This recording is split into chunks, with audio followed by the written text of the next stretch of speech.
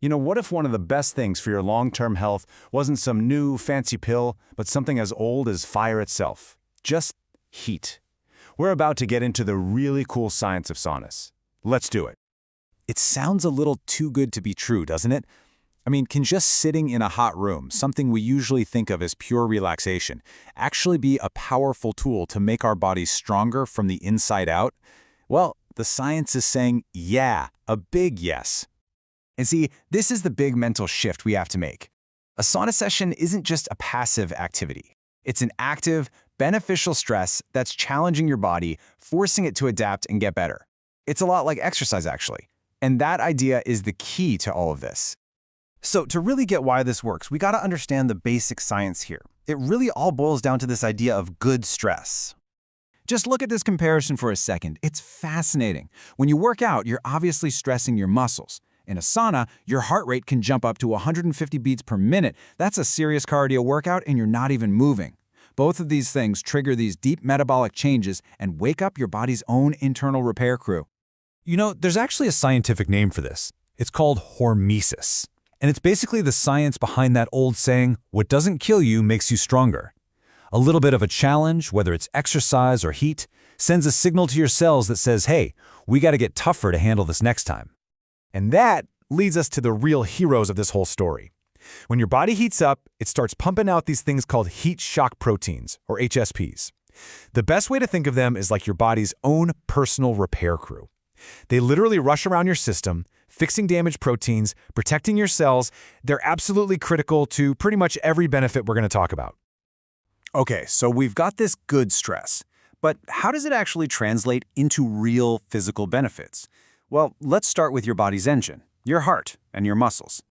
And just to be clear, this isn't just about feeling good for a couple of hours. The scientific community is looking at this as a serious tool to extend not just your lifespan, but your health span. The number of years you actually live well and in good health. And we're not just talking about theory here. Check this out. This was a gold standard study, a randomized controlled trial. They took a bunch of people, had them all exercise 3 times a week, but they split them into 2 groups. Only one of the groups got to hit the sauna for 15 minutes after each workout. And after just 8 weeks, the results were, well, they were pretty incredible.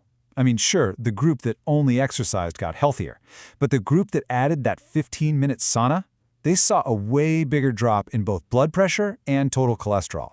You can see it right there in the data. That extra boost came directly from the sauna. But the benefits go even deeper than that. This heat stress helps your body build new capillaries, which means better blood flow to your muscles.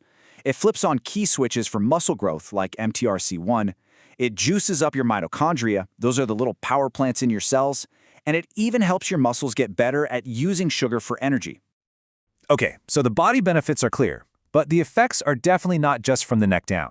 Honestly, some of the most mind-blowing research is all about what heat can do for our brains, both for our mood right now and for our long-term brain health. Now this next number, it's a real showstopper. Just take a look at it for a second. 86.2%. What on earth could that be? Well, that number comes from a study at the University of California, San Francisco. Researchers took people with major depression and combined their standard therapy with infrared sauna sessions. And the result? An unbelievable 86.2% of them improved so much that they no longer met the clinical criteria for depression. That's a huge deal. So that's mood. But what about the actual physical structure of the brain? A big part of diseases like Alzheimer's is that proteins in the brain start to misfold and basically clump together, creating this toxic gunk that damages brain cells. And guess who's back to save the day? Our friends, the heat shock proteins. This is what they're built for. They act like little chaperones for other proteins, making sure they fold correctly, preventing those toxic clumps, and just generally cleaning up the place. They're basically the quality control managers for your brain. So if these HSPs are protecting our brain cells at a microscopic level, what could that mean for our actual risk of getting something like dementia? Get ready for another jaw-dropper. A huge study from the Mayo Clinic found an incredibly powerful connection. People who used a sauna frequently, we're talking 4 to 7 times a week, had up to a 66% lower risk of developing dementia. Think about that.